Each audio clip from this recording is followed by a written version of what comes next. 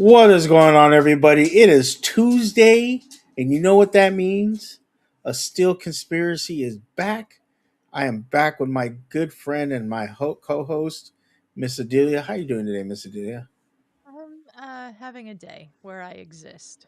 That's just basically it. I I feel that. started some new medicine, and it making me feel very weird. So I feel that. I understand that. Actually, I started retaking my medicine last night, and guess what? I woke up feeling weird this morning. So I feel that I actually slept like halfway through my job today because I took a lunch and then I just slept for like an hour. So I was ah really tired because I couldn't fall asleep last night. So, yeah. but we are here. We are powering through. We'll get through tonight. It'll be a lot of fun because you know what? I enjoy hanging out with you, talking sports, and hanging out with everybody in the chat. So we'll get through it. We will. We'll be We'll get fine. through it. We've got some good stuff to talk about, anyways. So We do. I don't know if you heard there was some controversy this weekend. I know you were. I know you yes, were producing a show I was on this weekend, I uh, was. and you might have saw some controversy. And It certainly seemed like there was a lot of people in the chat who were very angry with referees. very much angry with referees, and so we'll definitely talk about that. We'll talk about your Broncos getting a win in Vegas. It was a little spotty though. Wasn't I know it was over some not overtime, but It garbage time. But still, you're like, we'll talk about it. We'll talk oh, about yeah. it. But before we get started, Miss Adelia, let the people know where they can support the channel and all the information they can find that can lead them to our other stuff. We have a Patreon and a Ko-fi page, patreon.com/LGR_network, ko ko-fi.com/LGR_network. If you'd like to help support the channel monetarily, you can do so with monthly subscriptions there. We have a variety of tiers that get you things like even the opportunity to come on this show and be on a show with us. Um, we also have Cash App and Venmo, and I got the Streamlabs link working. So it should be streamlabs.com/LGR_official is the Streamlabs link. So I've got that up and we'll be monitoring it throughout the show. So if you want to send in a Streamlabs, you can do that. We also have the merch store, Let's Get Ready Networkshop.com. Currently, 15% off everything in the merch store until December 15th. So check it out. Yeah, make sure to go check it out. Adelia just showed me a great sweater she's wearing right now that I love. It was hilarious. I'm gonna try to get me one. It says, "If I agree with you, we both be wrong," and I feel like that's a Not lot. in the merch store, Not in but the should Mercer, be. unfortunately. It should be, and But should be. I think we couldn't make it because it'd be like copyright or something, right? Like we get in trouble, and I I don't don't want know. to It's get us just in a trouble. phrase. I think we could probably get that put in a different design and mark. That's a good idea, actually. I'm gonna write that down. There we go. Write it down. Yeah. um, so we're gonna talk some football. We're gonna talk some. We're gonna talk some injuries, some World Cup. We're gonna talk some Well, World Cup. I mean, even though it's a weird year away, we're gonna talk some of the it's groupings. it's like 6 months away. It's not quite a Okay. year away. Oh, So okay. still we got the draw. We know most of the groups. Mm, So we'll talk about that. There's playoffs for certain spots in March, but I'm excited for the World Cup. Shug's going to be joining us for our World Cup coverage over on Starting 11, which you can watch on this channel Tuesdays, 5 p.m. Pacific. So just a couple hours before this show with me and Snark. So check that out. that should be very fun. I'm going back to my Latino roots of soccer, which I played 1 year of soccer, Adelia, and I decided that was too much damn running for me. But my team though was called the Gold Bots. We were called the Gold Bots. We had gold jerseys with the green pants. I have to find a picture for you.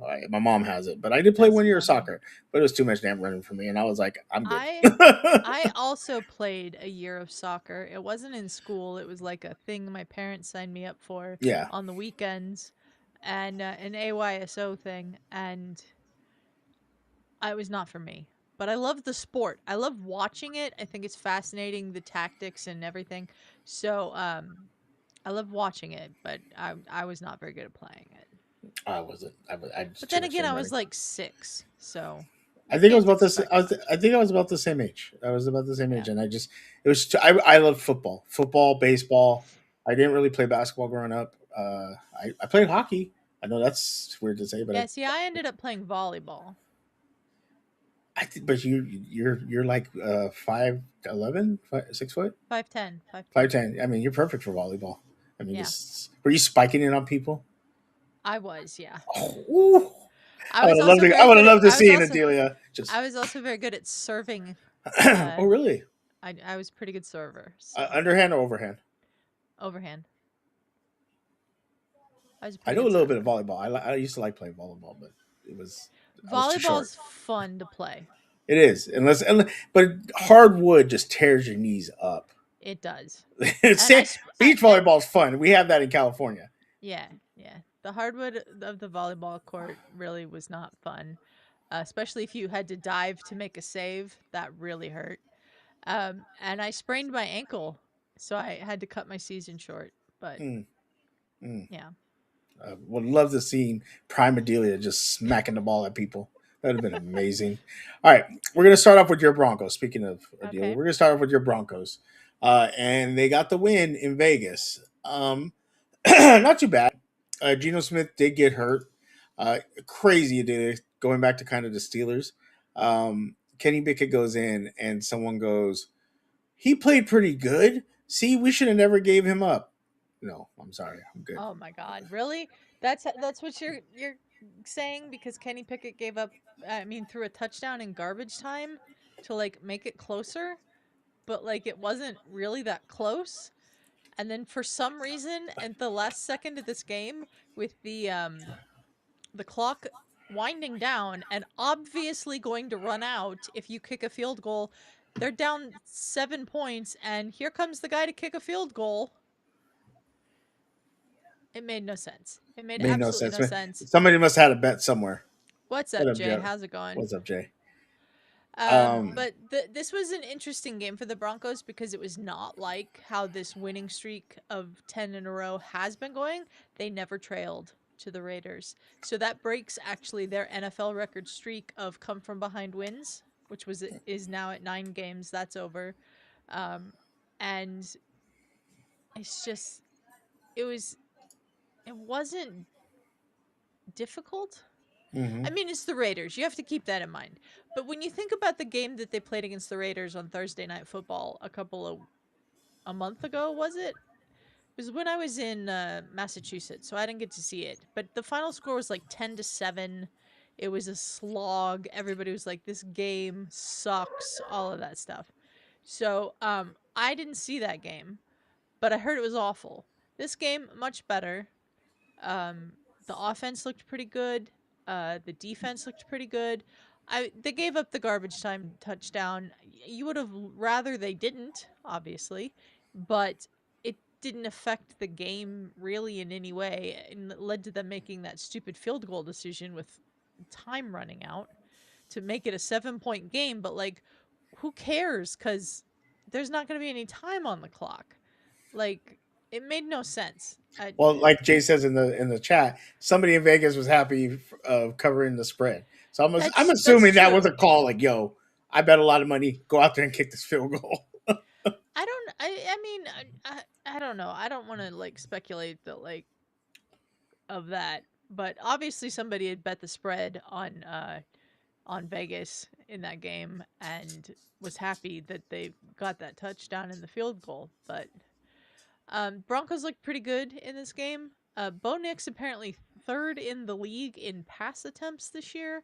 That needs to come down, but I don't know that it will because the run game's all messed up with J.K. Dobbins being hurt. Though R.J. Harvey, I think, has been doing a pretty good job filling in as the number one running back. Um, and on to the next one. This is the next one is against the Packers.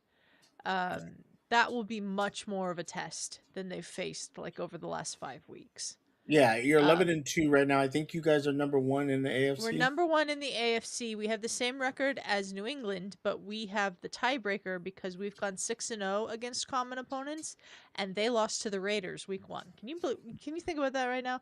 The Patriots, who are 11 and 2, lost to the Raiders on week 1. Any given Sunday. Any given Sunday. Yeah, Yeah, this is definitely going to be a where kind of measuring stick of where you're at. yeah. Packers are a really good team. I believe their record is 10-3. No, nine and three It's and one. 9-3 Nine and three and 1. one. Yeah, Dude, how do you feel when you get a tie? It's so depressing. it's like if it was built in as part of the game, like they happen often, there's no like extra time or Yeah, overtime or something, like I think you'd feel differently about them than you do when you go to overtime and you expect someone's going to win and then you just don't. the worst feeling. Who was Yeah. there? I want to see who the time was against. Was it against the Browns? No, they lost to the Browns, or they beat the Um Browns. the It Cowboys, I want was to the say. Cowboys. Oh, that fourth. That makes it even worse because, like, if it's crappy weather, you can't hit field goals. 3.6 points, 9 points, something like that. Yeah. You're like, okay, Yeah. but 40 points each, and y'all could have scored one more point to win the game. Yeah. Despicable, despicable. But How do you feel going into this game, Adelia? I think it's going to be a good test. I believe it's at Denver, so we don't have to go to Lambeau and deal with the cold there. Um, I want to say thank you for Brennan for subscribing over on Twitch. You can do Thank you, that Brendan. if you'd like to help support the channel monetarily. We really appreciate it. Um, yeah, so I think that it's going to be a really good test. The Packers are obviously a very good team, and Jordan Love's been playing really well the last few weeks. Um, we will see how this game goes, but the last time they had a test like this against a team this season was the Eagles, in my opinion, and we managed to beat the Eagles. And I just don't know if they're going to be able to do the same with the Packers. We'll find out. Yeah, Jay saying make sure you hype up the video as well. I'm Jay, assuming thumbs up and sharing it and all that stuff. oh yeah. I think Please in the do that. chat too. I think in the chat too, you can give hearts and stuff now. Yeah, you can, and I've yet to find out where in the YouTube studio you can find that information about who gave you hearts or whatever. It's weird. Um, Thank you, Jay, for saying that. Yeah, like and share the video. Subscribe to the channel if you haven't. We're on the road to 300 subscribers, which is really fun. So, um, Absolutely. I think we have a good shot at winning that game, especially since it's at Mile High and a lot of players don't respond well in the altitude in Denver. They're sitting on the sidelines just like with an oxygen mask because they can't handle it. Where our players are used to playing there. Yeah. Um, it'll be their first real test in a while, and we will see how it goes. I'm not going to be mad if oh, Jay says there's a new option to hype up a video, but you They have keep thumbs just up and keep subscribe. like the NFL. They keep coming with new stuff. Yeah, I don't know what the hype up a video thing is, but please do it. That we'd really appreciate it. Um, I don't know if they'll win. I'm still gonna pick them when we do our predictions because they're my team. Yeah. But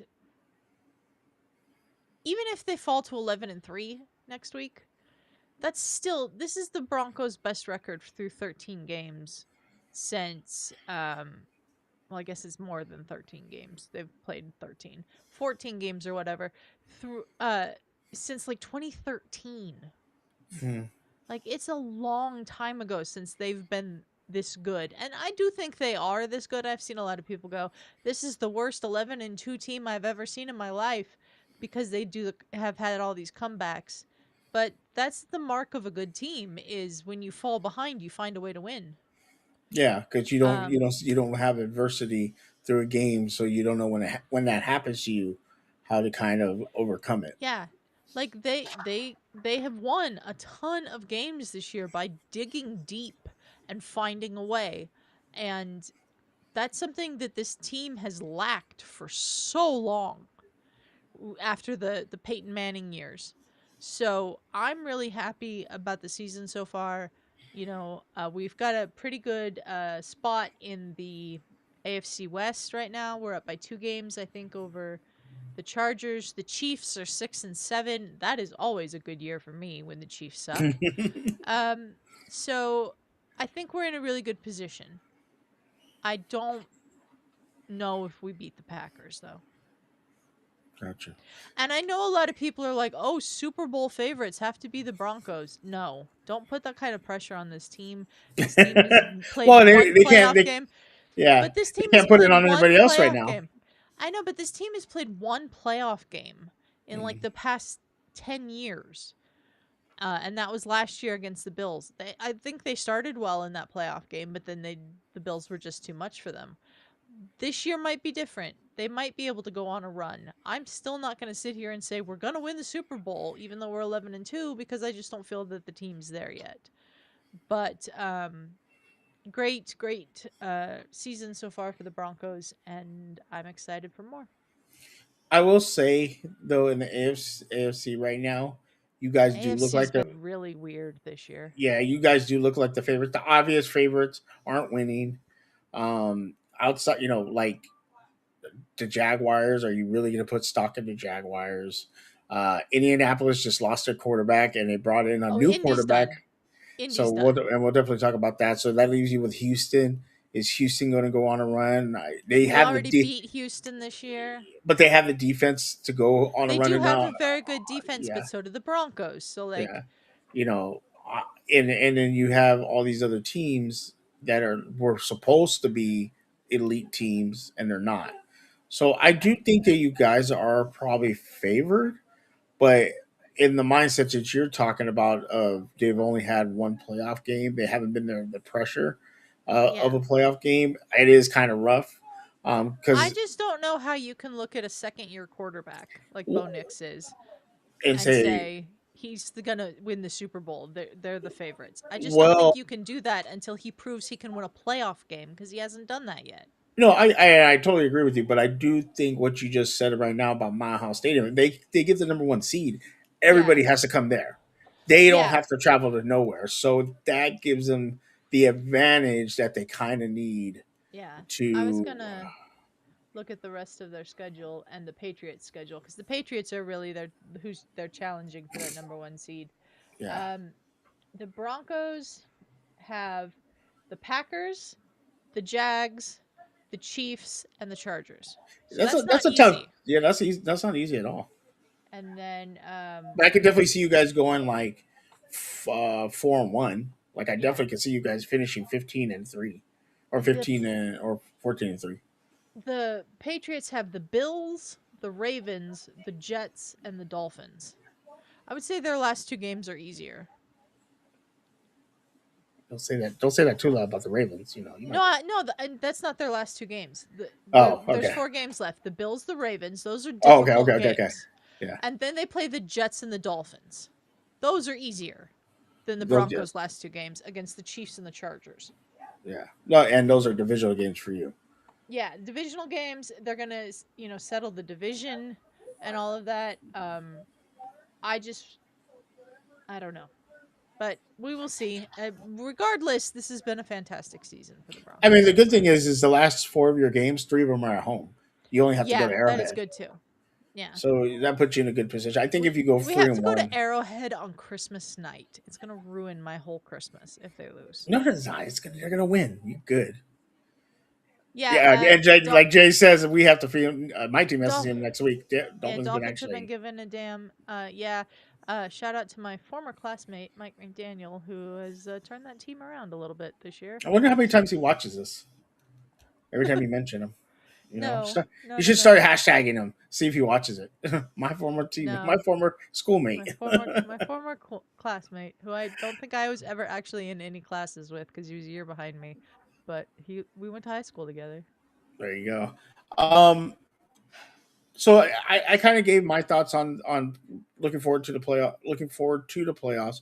If you're able to hang on to the number one seed, Adelia, do you think this team behind, like you said, Bo Nix, a second year quarterback, can get to the Super Bowl if they have home field advantage? I think they can make a run if they get the number one seed and have home field advantage. Maybe even if they don't, because they've won a lot on the road this year too. But I I still think that like saying that they're like the favorites right now in the AFC is like still too much pressure to put on a second year quarterback. Now Bo Nix has handled everything beautifully so far. Like he's done what is needed to be done to win games. Like sometimes it doesn't turn on the offense until the fourth quarter, but he's done what's needed to be done to win 10 straight games. I mean, the Broncos started 1-2. So, um, I didn't see this coming when they were 1-2. I don't think anybody saw this coming except maybe Dan Orlovsky, who is continually talking about how he picked the Broncos to win the AFC West. Um,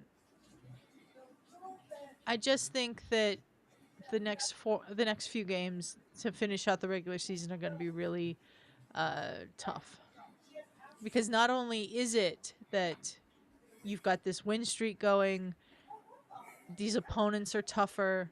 It's also the pressure of, oh, well, we might get a really good playoff seed coming in.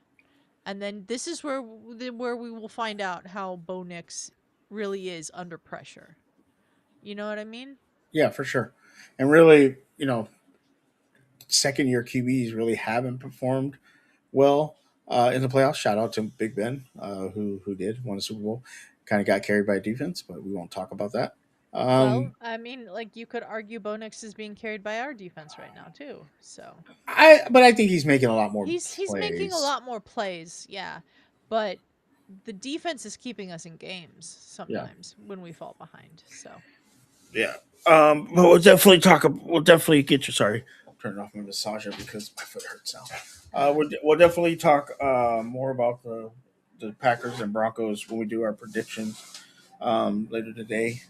Um, I picked the Raiders to win against you guys just to mess with you on I know. LBHT's OT show, but I think I picked the Broncos to week on our show.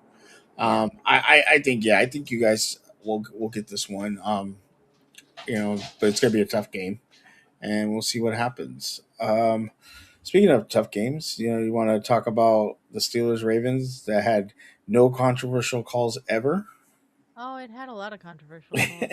Sure. Yeah, so obviously we'll talk about the calls. I've scoured the internet. I could only find one picture of the Aaron Rodgers interception, but I couldn't get a clear picture because I wanted to see because the argument, and we'll talk about this. Steelers won Yeah, 27-22. you're gonna have to tell me about all of this because I didn't get the game here. So Mm-hmm. I was modding that stream for Hendo and producing it and all of that. But you all were talking about stuff I couldn't see. So Well, unfortunately, I was trying to watch the game, and normally I get a really good stream to keep up and maybe be like a couple seconds behind. But every stream I tried, I was like at least 3 minutes, 4 minutes well, behind, yeah, and it's I crazy. had tried to watch it through Paramount Plus. Mm. With the way that I have to watch it through Paramount Plus, changing which station I'm watching, and yeah, it was like 2 minutes behind. Yeah, it was really weird. So unfortunately, I had to go based off the ticker, and that was miserable because I had to basically go off of Hendo's reaction of stuff. Shout out to Hendo Yolanda who had me on their show or watch along on Sunday, which I'll probably be back for Week 18, which is going to be very interesting because that's probably going to decide the division. Yeah. So if you want to come hang out, but Steelers win 27-22. Aaron Rodgers goes 284 yards, one touchdown. DK Metcalf 7 receptions for 148 yards. One of his very good first really good games this season. And there was 3 calls that happened during that game that were real pivotal. And I'll start with the Travis Jones one, I believe. Ah, there's the dog. Gotta love the dog. Let's see if we have which one is the No, no, Travis Jones one. yeah, I don't think it's on there, but Travis Jones. Well, it's Uh, mentioned in one of them, I oh, is think. it? Okay. Oh I yeah, think yeah, that yeah, yeah, yeah, yeah. It is mentioned in that one. Well, the NFL did come back out that today and that's the touchdown one. This yeah. one should have the Travis Jones. Uh, it So Yeah, even so question, I'm trying to get an idea for the explanation behind the 15-yard Travis Jones unnecessary roughness call, and I was hoping you could take me through it from your perspective. Then Alex Moore, who is part of the officiating somehow, said the snapper by rule is a defenseless player, so the contact would be unnecessary. Basically, he ran him over. And then the question was, but he was heading towards the left guard. Does it matter who he contacts first? And Moore says, it does not necessarily matter who is contacted first. The snapper is still by rule a defenseless player. And then the follow up question is, you can't contact him at all when you are rushing a field goal. And Alex Moore says, you cannot make any forcible contact to that player. The calling official felt like the contact rose to the level of being unnecessary against a defenseless player. so, I think today NFL, and you can look this up. They came out and said that that was probably a mistake call, which I do agree. It's a weird thing because I don't like you're trying to make a block, and it's not. Is a snapper defenseless? No, I don't think he's defenseless because you're not getting a running start. Like if you're lined up in front Yeah. of him and you go, that's not a running start. It doesn't make him defenseless. If he falls over, that just means he's not blocking good. So I don't really. I agree that the call was probably bad, um, and it was a 4 point swing because it gave the Steelers a touchdown rather than the 3 points that they had made. So I can agree with that, but at the same time, you know, in real time, it's hard to judge something in real time. Like he probably felt because if you watch the play, the snapper kind of falls over. Now people are saying, well, he tripped over his teammate, you know, whatever. I don't like that you would use him falling over as a, oh well, that was, unnecessary. Like again, he might have tripped over his teammate. He might just not be a good blocker. Who knows? So I understand why people are mad about that call. And it is pivotal in the game because like I said, it gave the Steelers four extra points. And so I understand that one. The next call was the Aaron Rodgers interception. And this one, I see all kinds of people trying to like justify, why it should have been an interception and everything, and why I was looking on the internet for a picture because basically Aaron Rodgers throws the ball, it's batted up, it comes back to him, and he tries to grab it instead of batting it down. He tries to grab it, and he has a bad hand, so I don't know why he tried to grab it. But as he brings it here, he tries to grab it with his other hand, but he has a cast. So he's like this, and as he's going down, a defender puts his hands around it to try to rip it out of his hands. What the picture I was trying to find because the video is kind of hard to see.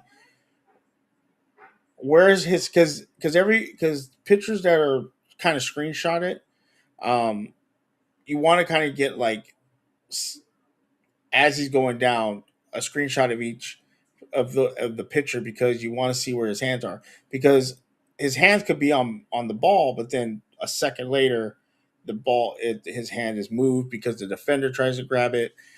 What is clear is he has one hand on the ball for sure, and his knees are down.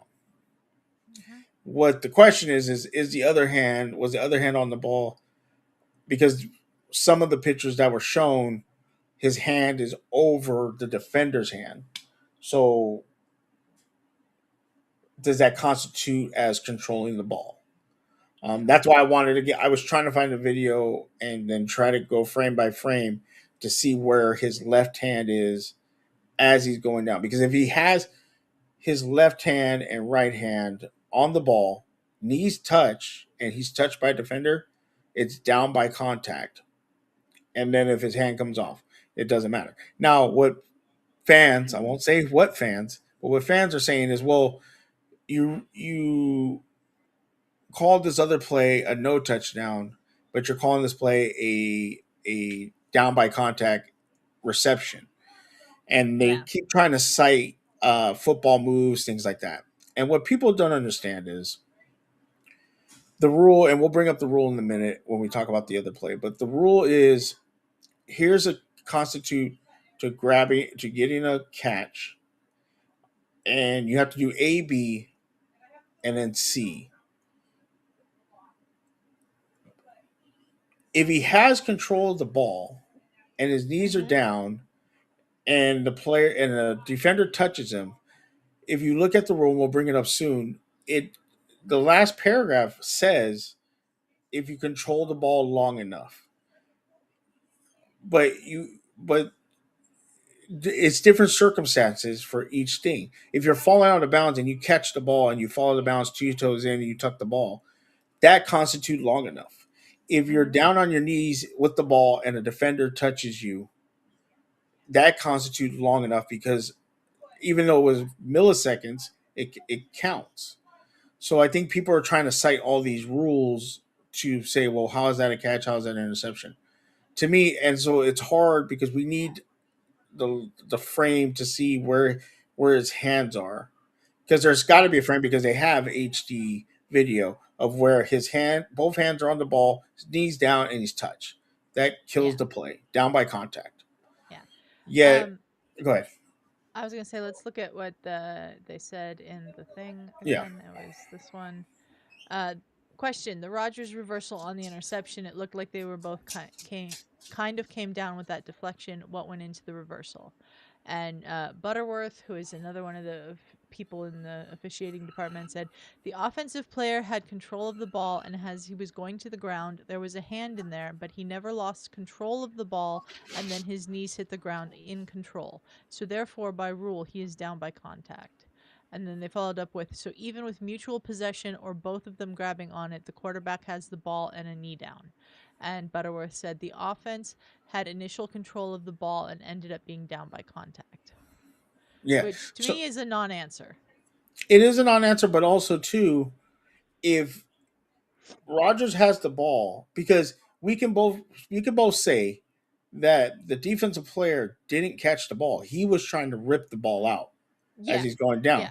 So if I you're don't think the trying to defense rip the caught that ball. yeah, so if you're trying to rip the ball out, that means the offensive player had control of it. Yeah. And This is living very true as legend. well. Living legend saying that language long enough invokes subjectivity. It It does. does. It does. And we actually me and Ferris had this conversation because what is long enough? Because in a football play, things happen so quick. What is long enough? Yeah. And there's two plays that we know of that have happened in the NFL where we all were like, "That's a catch, that's a touchdown," and then coaches challenge it and they reverse it. One being the Yeah. Des Bryant, one being the Jesse James catch, Steelers versus Patriots. So again, like Living Legend said, how long enough is so it's case by case basically is what you got Mm-hmm. to go with. In this case, how long did Aaron Rodgers control that ball long enough to say he has possession while having possession, his knees are down and he's touched by a defender, the play is dead. Yeah. Again, you know, they said that I can see it, but I can also see the other side, where Yeah. someone's saying, "Well, it wasn't long enough," or as he's going down, as his knees touching, the defender was able to rip the ball out. You Yeah. know, so it's So understood. Go let's ahead. take a look at the rule now. So this is the rule. Article 3, completed or intercepted pass. A player who makes a catch may advance the ball. A forward pass is complete by the offense or intercepted by the defense in the field of play at the sideline or in the end zone of if a player who is inbounds does the following. A secures control of the ball in his hands or arms prior to the ball touching the ground, and B touches the ground inbounds with both feet or with any part of his body other than his hands, and after A and B have been fulfilled, clearly performs any act common to the game, extending the ball forward, taking an additional step, tucking the ball away and turning upfield, or avoid or ward off an opponent, or he maintains control of the ball long enough to do so. Yeah. So the last part, because I think what people are getting confused about is you don't have to do all of these things. One of them has to happen. So the last part is holding the ball long enough, which is usually when you see a sideline catch that um that kind of is suffice to rule it a catch. Because Ferris asked me the infamous Santonio Holmes catch versus the Cardinals. Well, did he? How would that be a catch? Well, yeah, because he tucked the ball in, and Hmm. when he tucked the ball in, that's a That's common act. that's that football move we always hear Yes, people talk about. yes. And so the other part of it, like it says in the rule, is having the ball long enough. And so long enough for the Aaron Rodgers interception is once he's touched by a defender down by contact, Yeah, which is only a second. yeah, So it changes because we'll talk about the Isaiah Likely pass. Brodney asked me if I have a receiver who catches the ball in the end zone, like just say anywhere, but just stops, catches the ball 2 feet in, just stops. Is that a catch? Because he doesn't make a football move, doesn't make a common move, or anything like that. Well, no, because at the end of, or it is a catch, it's a touchdown because the rest of C says has possession of the ball long long enough. enough. And Yeah, because the ball never comes out or anything like that, that satisfies part C. yeah. Let's look at that one more time. It says, let me pull the banner down real quick. Sure. Um, it says you have to make an act common to the game, which we just went through all of those, or maintain control of the ball long enough. So you're right. In that situation, it would be just a touchdown because they controlled the ball long enough. Mm-hmm. The Isaiah Likely thing, is that the touchdown that we have the clip Yes. of? Yes. That one is different because he doesn't have hold of the ball long enough, Mm-hmm. and while he's making that football move, it comes out. Now, let me say this before we play the clip. I was on Hendo's stream. I saw because again I was trying to watch. I couldn't see the play. So when I initially watched it, I said, "Oh yeah, I agree with you. That was a touchdown." Derek, we need rules. Trust me. Okay. I was like, "It's a touchdown." Then I started reading the rule, and I'm like, maybe maybe the rule." Then I saw this clip, and I'll commentate as we watch this clip, where it clearly shows it wasn't a catch because a lot of people are using part C of this and saying, extending the ball. First, I want to say this: extending. It says in the rule, extend the ball forward. He is going laterally. Lateral is not forward. Okay, you stick to if I have my hand out like this with the football right here, this is forward. If I turn my body and now the football's going this way, this is not forward. This is lateral. If I turn my hand this way, now the football is going forward. So it does not matter. He extended his hands. He has to extend them forward. Hey, Brodney. Is that Bronny? That's Brodney. He came in starting 11 and told me that was him. Oh, did he change his thing? No, they have all the people on there under their actual usernames, not what you put as your name on YouTube now. It's stupid. Oh, It's dumb. I wish they'd go back to having the names people put on YouTube. But uh Brodney saying because forward is away from your body. What you mean is upfield. no, no, no. Forward, laterally is not forward. Lateral is different. This is going laterally this way is not forward. Going this way is forward. But Uh Living legend, it was a catch. Been watching football since the no, 80s. Don't living let the legend. slow motion fool you. They've changed the They've rule. changed this rule. Yeah. They've changed this rule. So let's roll the clip. Okay. And I'll commentate on it. Let's pull that up. Okay. So we can't. Can you pause it or can you go back? You can't pause it. Okay. Yeah. When restart it and then pause it right away. Okay. Pause it now. Okay. So he's in air. Okay. No control of the ball. No feet 2 feet down. Play it and then pause it now. Okay. Now he has the ball. The ball is extended. If you go back to the rule, it says you have to have A and B before C.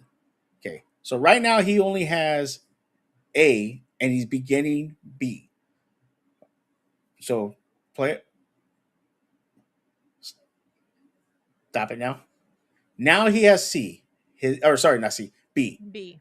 So now he has 2 feet in with possession. Now he has to complete C, a common act. Extend the ball, move a field, ward off a player, or hold the ball long enough. Okay, play it Or tuck the ball in. or talk the ball in. Now he's going. He's about to step, and which would have completed it. The ball comes out.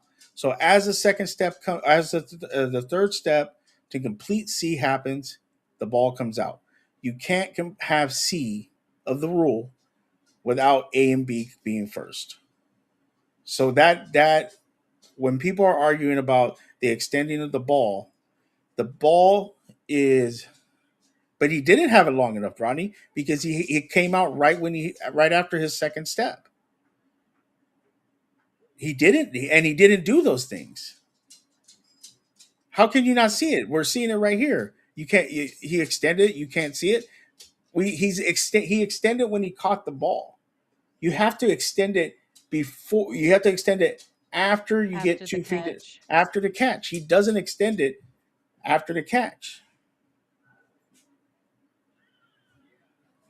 which is after the second step. Rodney, the ball came out after the second step. Therefore, it's not a catch. You said it came out right before the third step. So he didn't complete the part C of the rule. Therefore, it's not a catch. Tell me how long it takes you to pull your arms in. A second, He didn't but pull his arms in, he though, didn't pull his Rodney. arms in though. Yeah, exactly. His arms never If came he in. pulled his arms in and tucked the ball, that would be a touchdown. Absolutely. But after the second step hit, the ball comes out before his third step. That is the rule. Bring up the rule again, Adelia. Hang on, we gotta go back No to problem. here. There's the rule. There's the rule is right there. After A and B have been fulfilled clearly, perform any act to the game.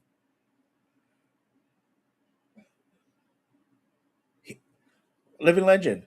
His hands, yes, his hands were extended, but read the rule again. A and B have to happen before C. See. So even if he has his hands extended, it does not matter. He has to perform A and B first, then C. You don't have to do it. Ronnie, You just have to have the ball long enough to do it. Ronnie, he didn't. And Derek chiming in with yet another reason why we need full-time refs. Nobody knows what a catch is. Full-time refs would probably help this league greatly. Again, bring up the rule, Delia.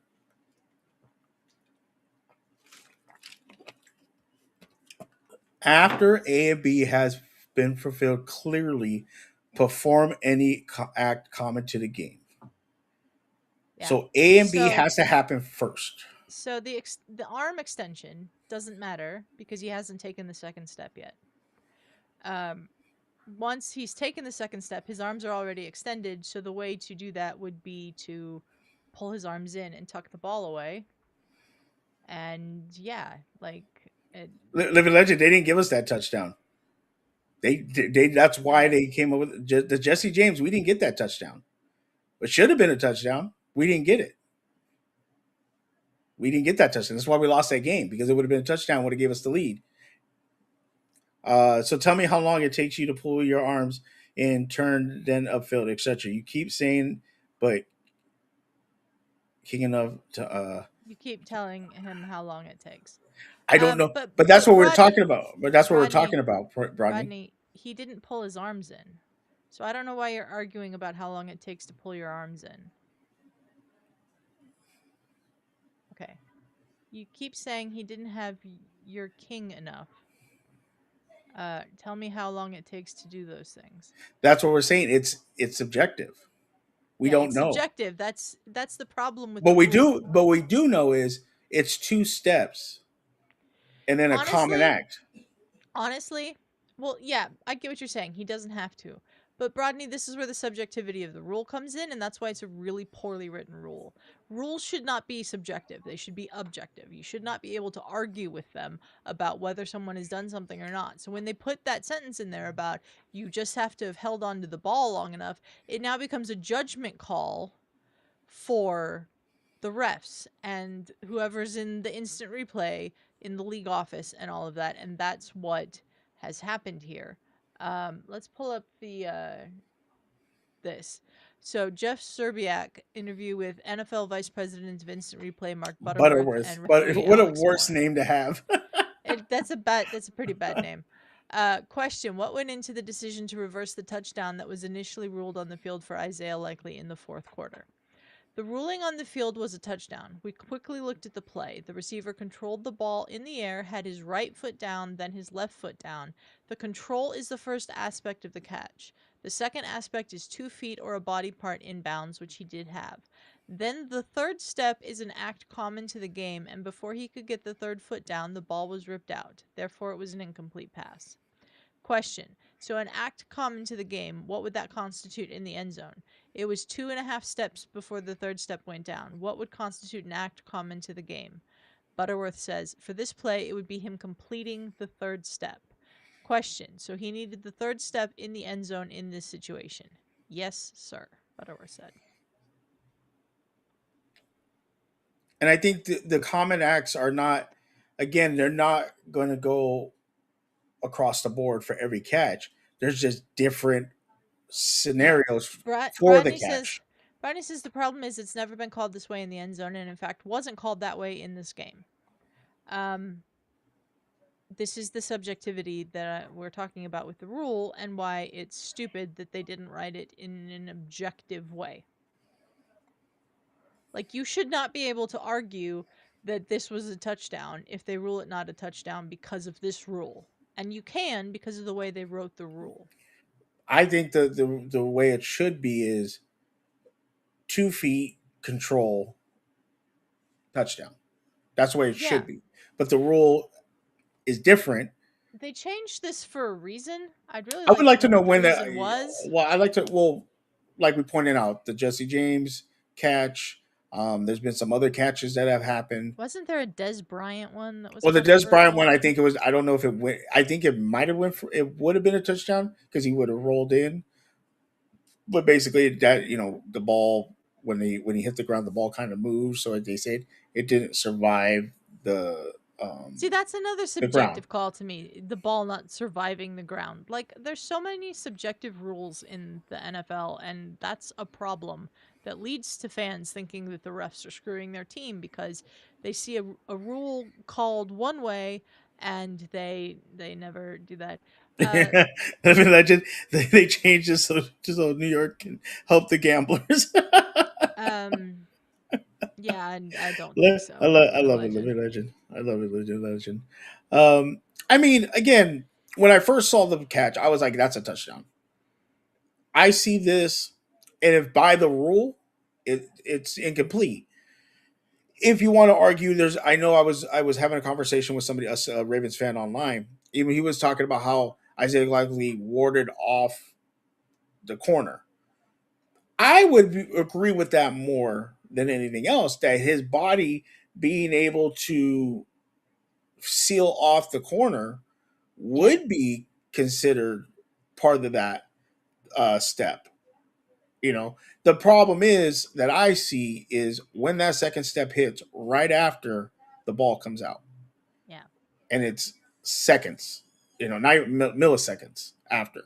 So I think that's where the problem Living is. Living Legend doesn't wear glasses, so his vision is different. I already know I'm blind as a bat, so I didn't need that reminder. Thank you, though. Brodney saying the reason it was changed was because they didn't want to call control instantly, which would lead to a ton more fumbles in the field of play. There you go. I mean, That's true. because someone did ask me that. I think it was Davon. He said, if that happens not in the end zone, is that a fumble? And by the rule, it wouldn't be. You would hope maybe that was a Yeah, fumble if it wasn't in the end zone, but by the rule, it wouldn't be. But then if it's a fumble in the and not in the end zone, but in the field of play, then in the end zone, like I don't know, it like that it makes it confusing now. So again, they added that part C of the rule, which I do agree with Bronny, is so they don't call fumble every 5 minutes. Um, yeah. but they need to change that now because So what the even rule I think clearly needs to be changed. yeah, because even Ravens Marvin Humphrey, Marvin Humphrey or Marlon Humphrey, Marlon. Marlon Marlo Humphrey. said that from now on he's just going to keep going after the ball in the end zone. That when they catch it, he's just going to try to knock it out before the second Hmm. step. I mean, which he should be anyway. But you know, But in the end zone and in the sideline, they call instant control all the time. These catches have always been called differently. Well, apparently they're not supposed to be. so in the sideline in the rule, and you see it says in the sideline, the tucking of the ball counts as the common act. Yeah. I know Jose was arguing, well, why then the toe tap to the out of bounds wouldn't count, then it would be incomplete every time. Well, no, because when a player tucks the ball, that counts as the common act, but also too, if let's say he catches the ball and he just goes out of bounds like this, he's held the ball long enough to suffice and satisfy that last part of part C of the rule. So I think that's why the toe tapping is a bad example. Now, if you want to argue and say the rule needs to be changed, the rule's bad, I 100% agree. I'll agree with you there. I think the rule has become overcomplicated. Um, but by the rule, that's what it is.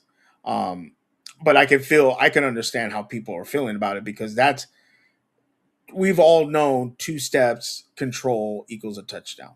I mean, Yeah. that's just always how it's been. They've changed the rule. It is what it is. Um, it was very controversial. Look, I and understand.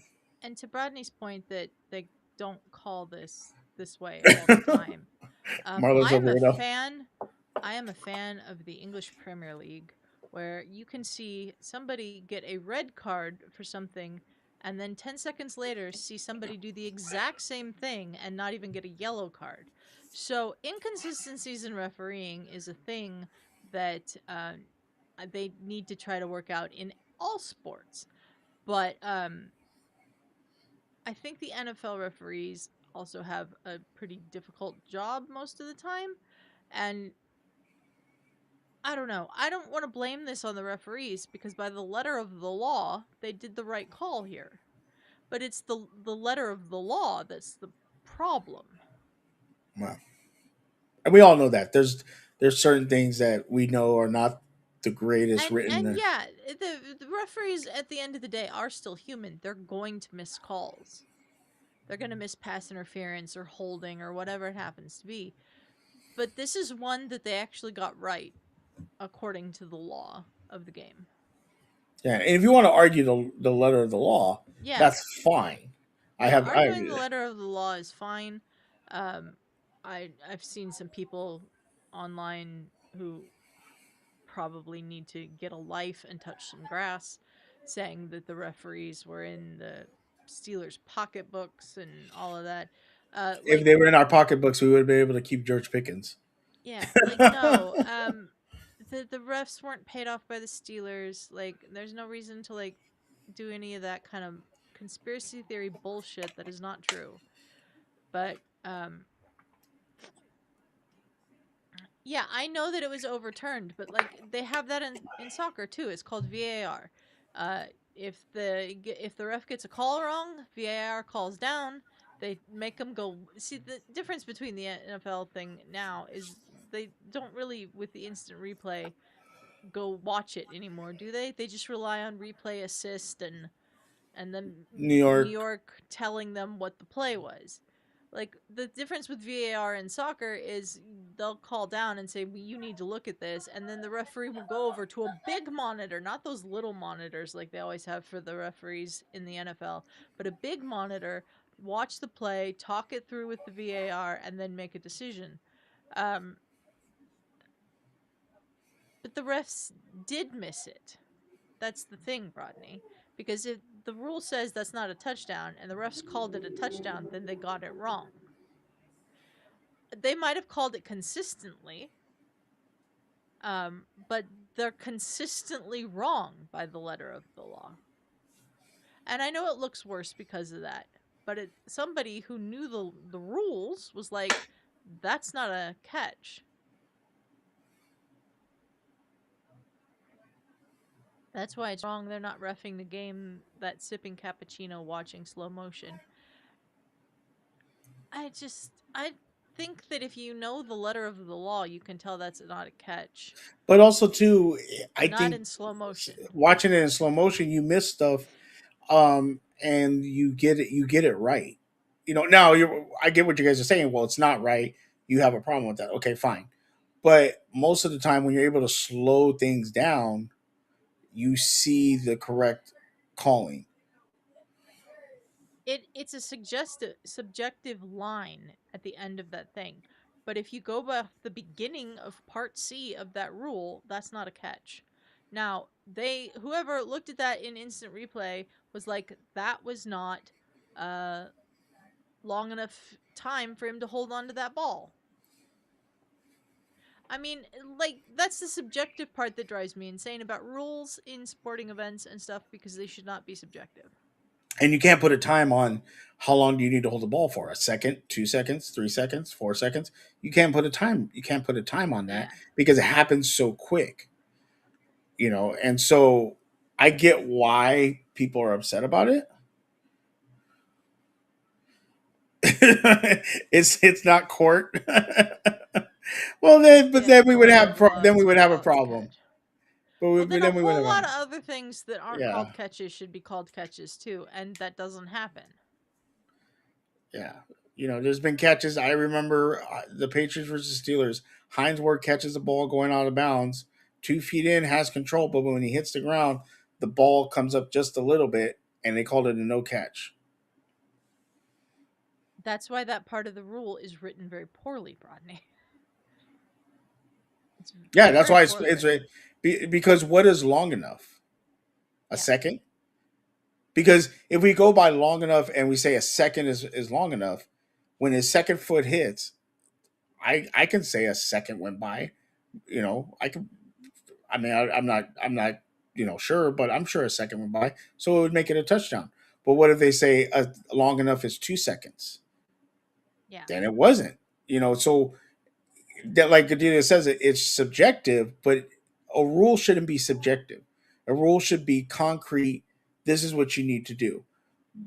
The last part of that saying hold on to the ball long enough needs to be changed. That needs to be changed because we don't know what long enough is.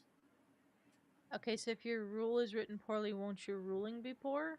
Yes, it's a poor Yeah, it's a poor ruling rule.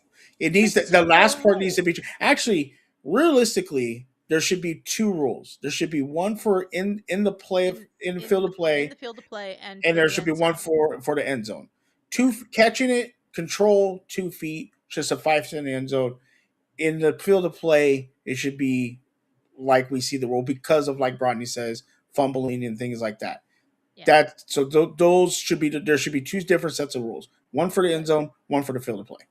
look. I'm not arguing that this was a crappy decision for the Ravens because it was. I loved it, but that was But just me. Brodney's right. It looks worse because they It called it a does. touchdown and Mm-hmm. then reversed it. But the person in instant replay, whoever that was like, that wasn't long enough. And that's the problem with the rule. So it's a terrible decision in that regard if you think that that's a catch. But by the by the way the rule is written, if you get someone who doesn't think it's long enough, then that's not long enough.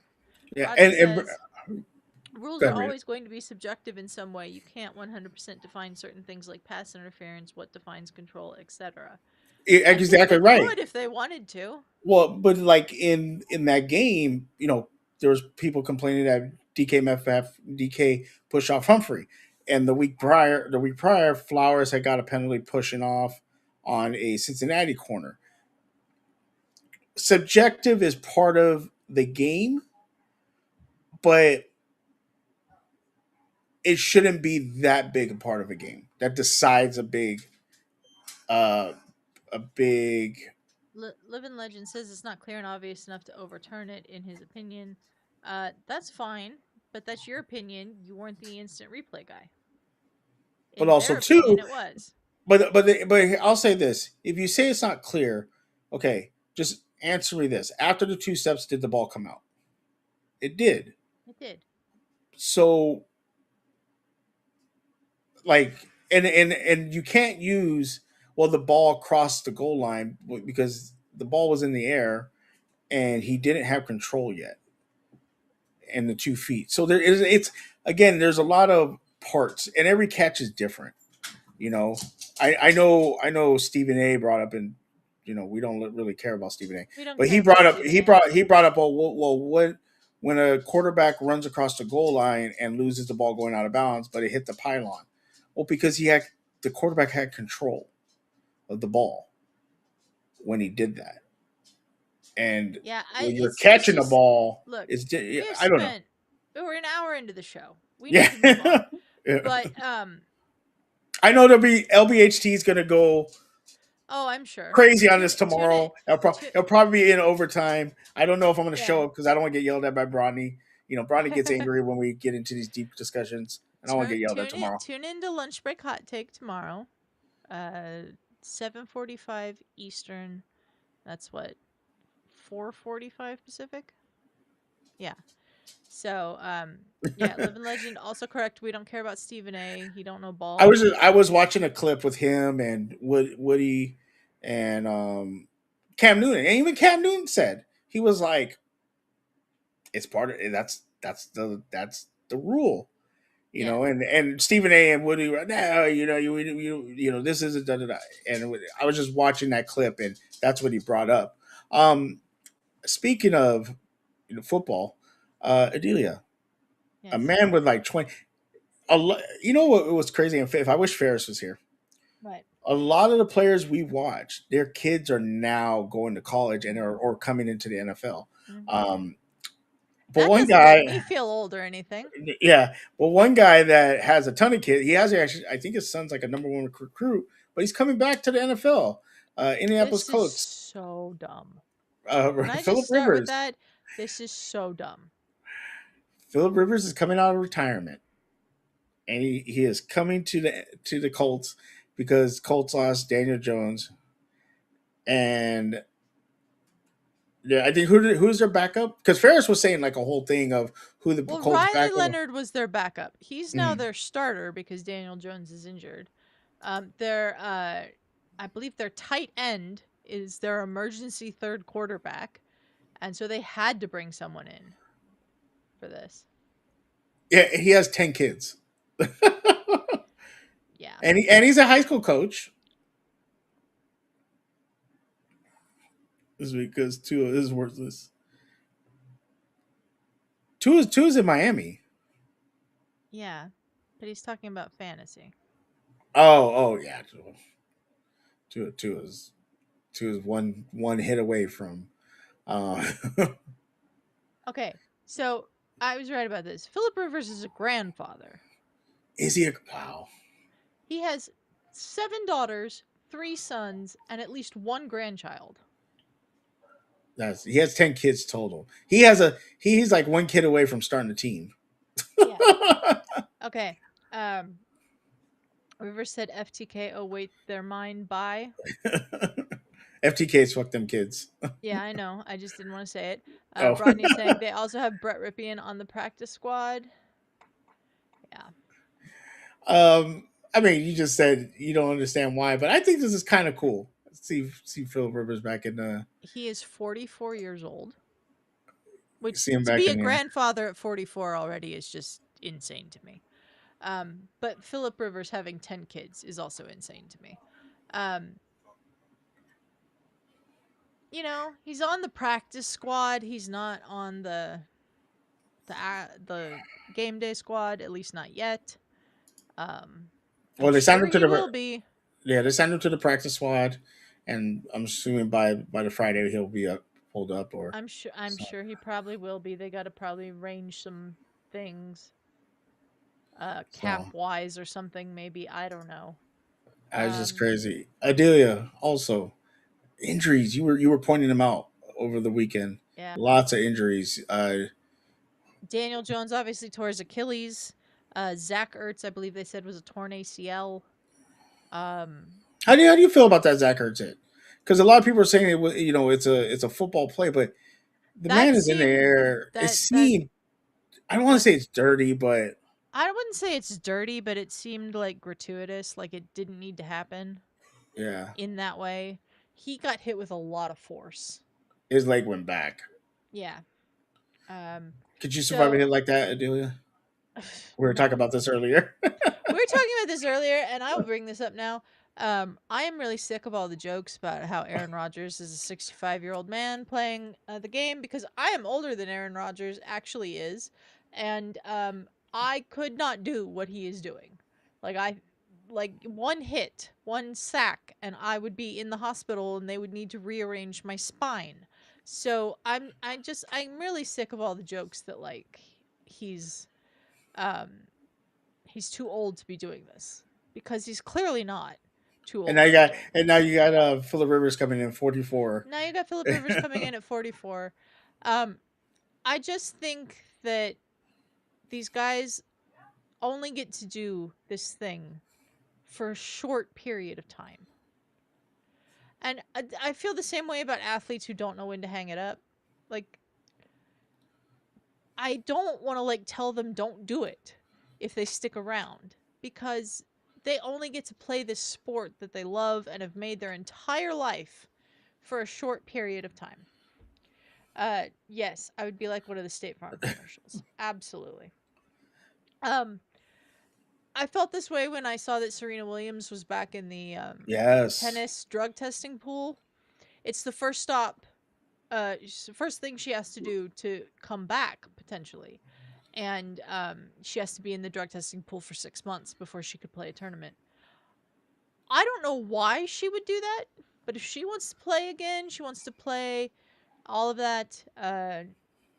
I'm sure she'd be great at it. I mean, she's probably the greatest female tennis player of all time, and she's definitely one of the greatest tennis players of all time. Aaron Rodgers, whether you like him or not, and no, I do not and never will, um, he's a really good quarterback. He's not the same as he was when he was 30, but he still can make those throws. Like we saw it in that game against the Ravens. He can make some throws still. Like, I don't know. I just get really annoyed when people start pointing out how old he is and I'm older than him.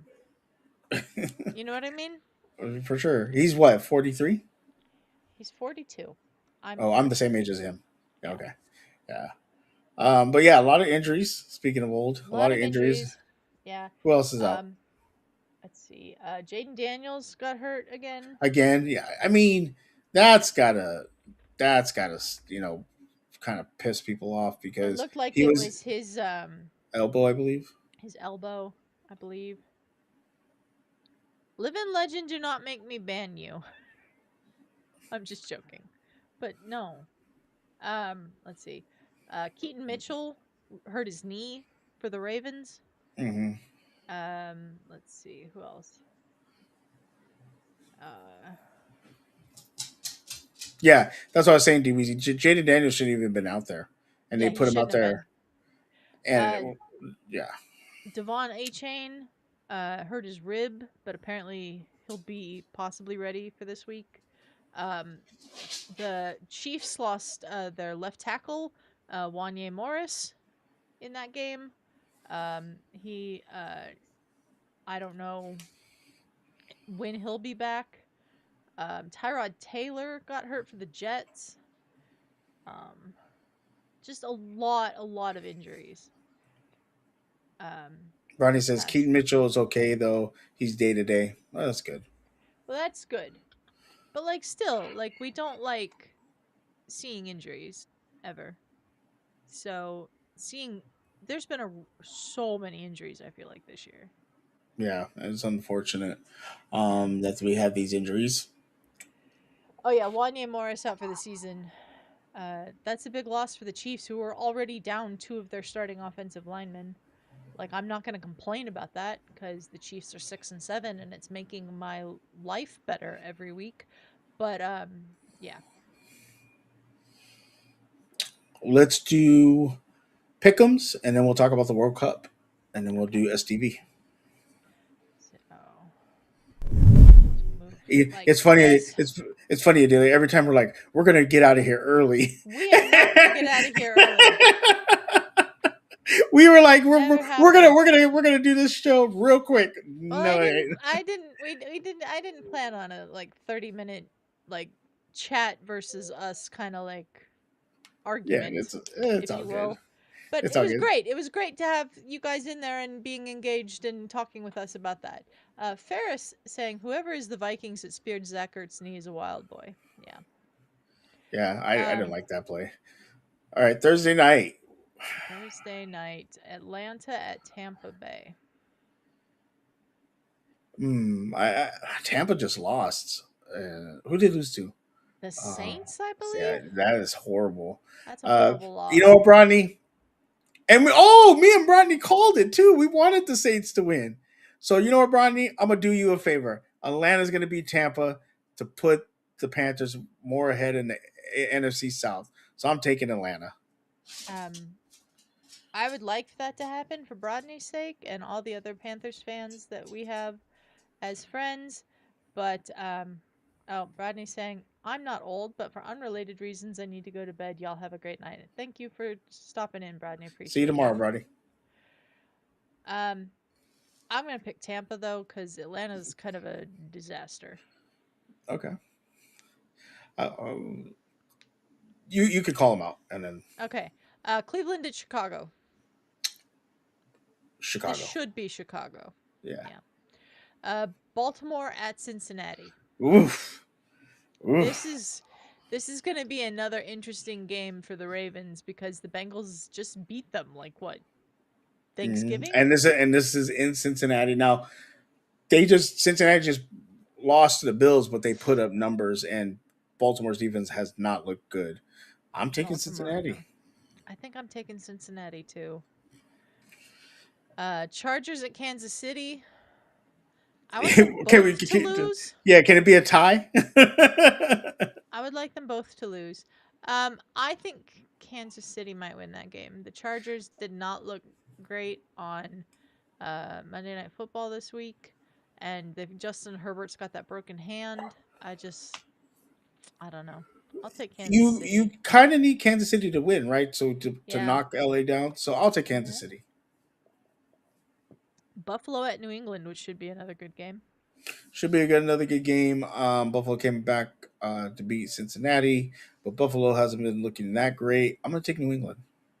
Didn't New England beat them first already this season? Or am I thinking of someone else?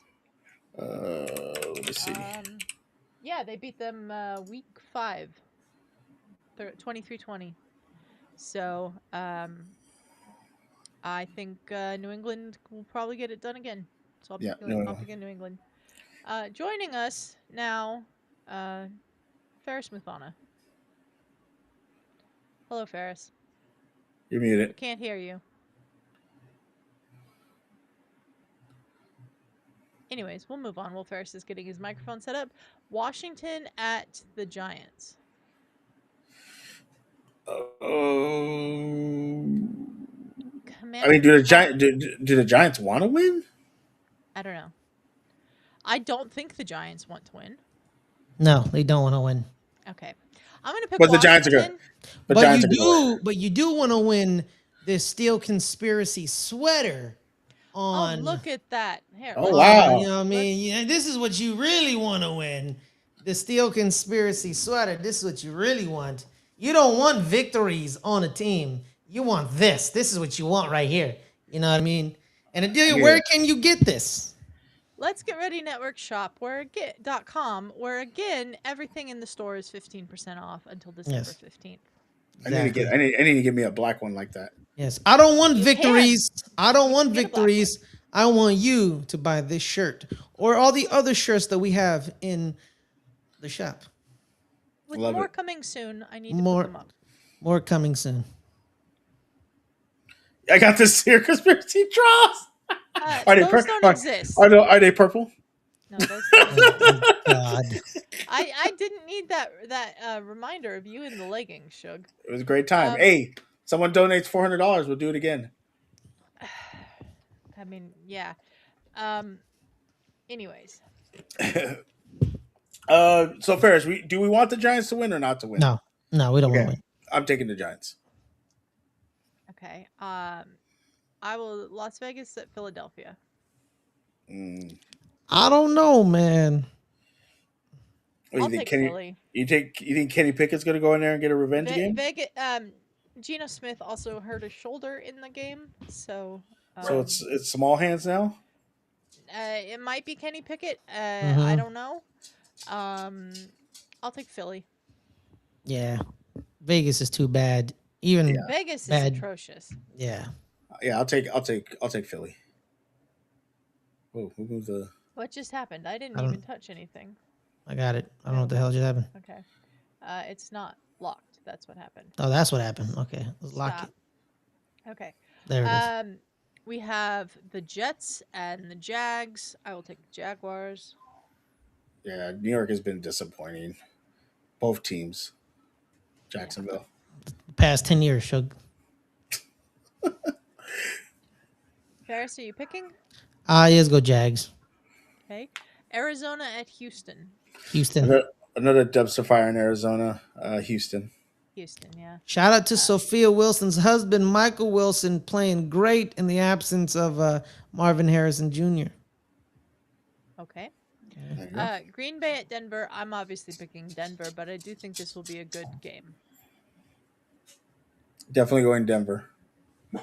Definitely going Denver. I think Denver is going to put on. This is going to be a statement game for Denver. Green Bay.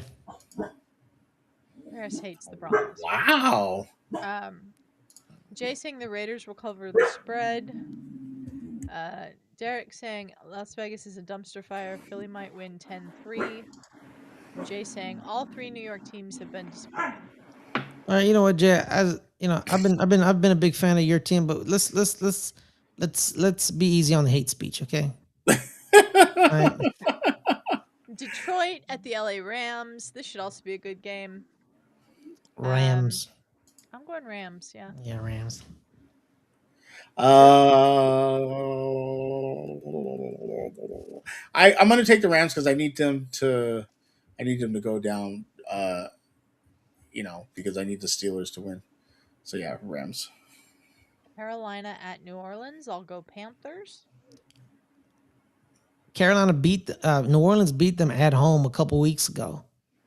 Carolina needs to win this game, and Yep.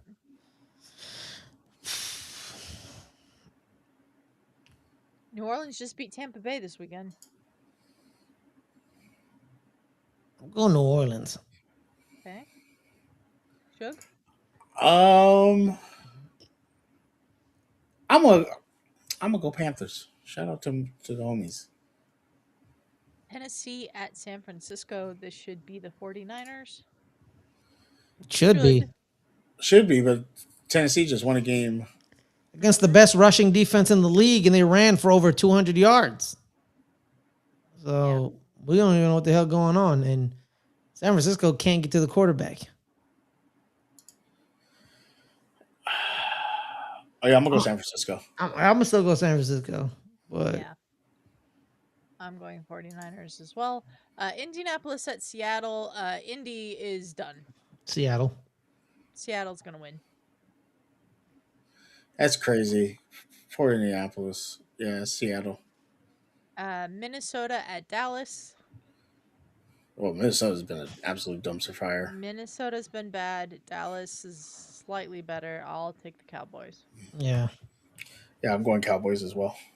And then the Monday night game. What, Ferris? No, I was gonna say you just gotta keep. If you keep Dallas's points to like less than 30, you win the game because your offense should score more than 30 on their defense. I'm going Dallas though. Okay, and then the Monday night game, Miami at Pittsburgh. Miami's been playing better, but I'm gonna take the Steelers. Oh, thank you, dude. I think aren't the Steelers undefeated on Monday night at home in history? I don't know. That's a good question. I can tell you what. I think he's 0-9 on Sundays. Yeah, no. Like on Monday nights, they have the most wins on Monday Night Football ever, and they're undefeated at home on Monday nights. That's crazy. I'm going Pittsburgh, man. Yeah, I'm definitely going Pittsburgh. This Ravens game got us going. So, yeah, definitely taking Pittsburgh. Okay, that is the predictions. Now let's move into the World Cup groups. What? Oh We're wow, discussing the World Cup groups. I know you showed up on time. that's wonderful. Group A, Mexico, South Africa, South Korea, and TBD. You might be asking, why is it TBD? Well, it's because the World Cup has final playoffs for the last few spots in March. So this TBD could be either Denmark, Czechia, North Macedonia, or the Republic of Ireland. Okay, so it's the UEFA playoff, not the Yeah, Interconfederation one. this one's Okay, a got UEFA you. playoff. Yeah, there's 2 playoffs going on. There's 2 different types of playoffs going on, Yeah. but there's multiple play. I'm just calling them the playoffs because it's Okay. easier. Got you. So this is an interesting group. Mexico and South Korea are probably my picks right now to get out of it. I don't really see any of the winners of the playoff causing too much damage to those two teams. Can you repeat them again, Adelia? Denmark, Czechia, North Macedonia, or Ireland. Ireland or North Ireland? Ireland. Okay. If Denmark makes it, Denmark with Christian Eriksen, they should be better than they are. But Yeah. definitely not North Macedonia, and definitely Denmark not. is a very good tournament Czechia. team if they make Yeah, it. yeah. So Denmark has a possibility to cause some upsets. I do think Mexico and South Korea will be the 2 teams to come out of that group, though. I think South Africa makes it, Adelia. I think South Korea, South Africa. Let me ask you a question. You don't think Mexico's making it out of the group? Not the Mexico I'm watching. The Mexico I'm watching is bad. What They up? are What up? bad. Pay the bills. They are What's not up? good. Pay the bills. How's that? And Who are who are the favorites? Like, give me your top 4 in favorites the world, in this whole World Cup. so it's for me. I'll go first. I'll do mine quickly. It's Argentina, Spain, France, England. Those are my favorites. Yeah, I'd probably agree with that. Yeah. Germany, you never know what you're gonna get. Brazil's a mess right now. Seleção. Argentina's the defending champs, so they're always going to be in the mix, especially since Messi is playing. Yeah, but Derek saying be on the lookout for shorts and articles on the World Cup. We'll also be having special starting 11 episodes covering the World Cup next summer. So I would add adding Belgium. Belgium They're done. habitually fails in big They're done, tournaments. bro. They're done. And their golden generation is kind of over, so I Yeah. wouldn't say Belgium. Yeah. Ferris, what about the Dutch? Let's They're- wait till we get to the Dutch group to talk Yeah. about the Dutch. Yeah. Group B, Canada, TBD, Qatar, and Switzerland. This is a pretty good group. The winner of the playoff is interesting because it's going to be either Northern Ireland, Wales, Bosnia and Herzegovina, or Italy. If it's Italy, they're probably coming out of that group. Supposedly. They should. They should. Yeah. If it's Italy. Yeah. If it's Northern Ireland, Wales, or Bosnia, I think it's probably going to be Canada and Switzerland coming out of the group. I think it's going to be Canada and Switzerland regardless, even if Italy makes it. Wasn't the Swiss just like the last World Cup they were in it, or the year before, or something like that? No, they had a great Euros, right, Adelia? They made it to Euros, they made it to the quarterfinal of the Euros. They lost their game literally, Adelia. I think, correct me if I'm wrong, by like a centimeter, like a centimeter. Like, was he onside or offside, Adelia? By like a centimeter. I don't remember, but it was very close. I think it was Granit Probably Xhaka. offside. He was probably Yeah, offside. I think it was Granit Xhaka was offside by like a literally shook by like a grass, shoelace. like a shoelace. That's how offsides he was. And the rules are the rules because they doing it. They do semi-automated, and so if the buzzer sounds, if it says you're offside, you're offside. offside, Can't and they don't argue. argue and they keep moving. But more often than not, they get it correct. But He was offside. yeah, more often than not, they get it correct. But these are the moments where you're like, ooh, I don't know, but the rule is the rule. So Switzerland's pretty good. They're pretty good. And I think, I don't really trust Italy. I don't really like Italy. Italy, though, has such a history of getting to a tournament somehow, doesn't matter how, and doing well there. 2020 Euros. 2006 World Cup. Yeah. No one So- thought they would be there. No one thought they would be there, and no one thought they would win, and they won the whole thing. So Zinedine Zidane headbutting Marco Materazzi had something to do with that, but not that much. So that's Group B. Group C, Brazil, Morocco, Haiti, and Scotland. Love to see Haiti there, because this is the thing I like about this expanded tournament is we get to see these smaller nations actually get a chance to be there. I don't think they stand a chance. I think they lose all 3 of their games. I'm going Brazil and Morocco to come out of this group, but if Scotland can pull a surprise against Morocco, it might be them. I don't think they're pulling a surprise against Morocco. I think they're pulling a surprise against Brazil. That could happen too. Because Brazil, like you said, the Seleção is not. It's not what they were. They're kind of in shambles, and shout out to Haiti. Think with Carlo Ancelotti as a manager, You they think could get that together by the Yeah, you World think. Cup. Yeah. But who knows? They have no 9. Like Unless Neymar plays. Yeah, he's the 10. I'm talking about like the guy in front of him. They have no 9, and they have no 10. Like you said, they have no 9 and no 10. The thing that made Brazil was the 10 and the 9 always.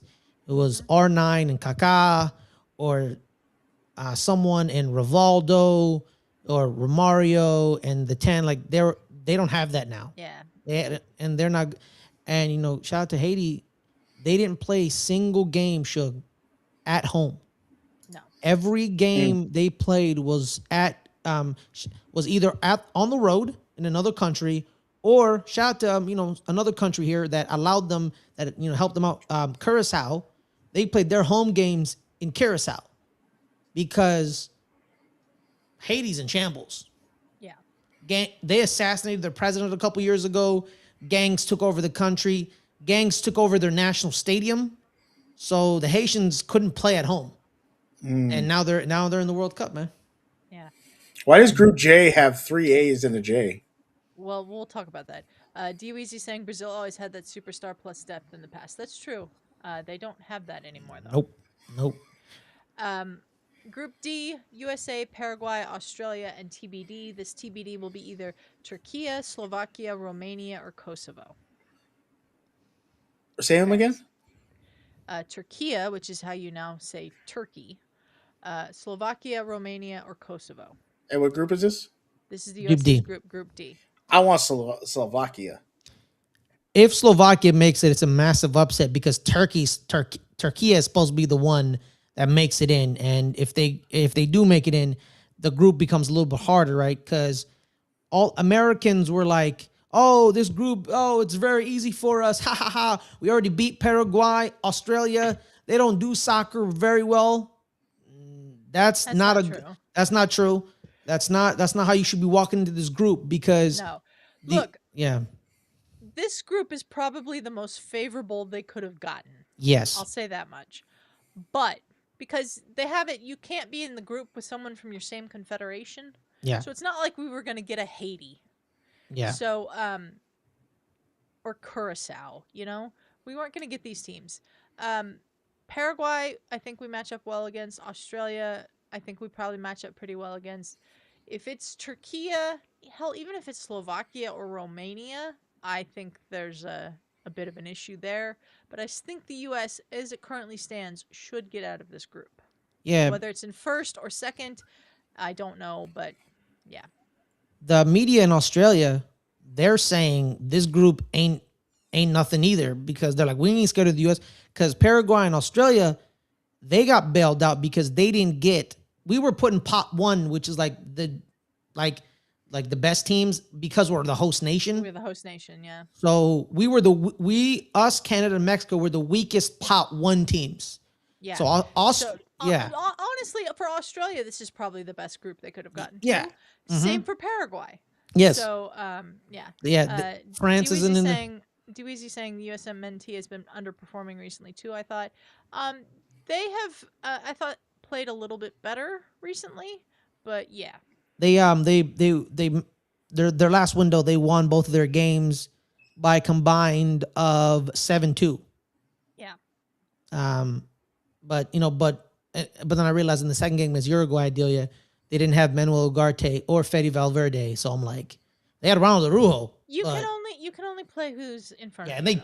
they pumped Uruguay, man. They pumped them. I was pumped. So they've actually they ended the qualifications and for them friendlies on a high note. They have 3 more games.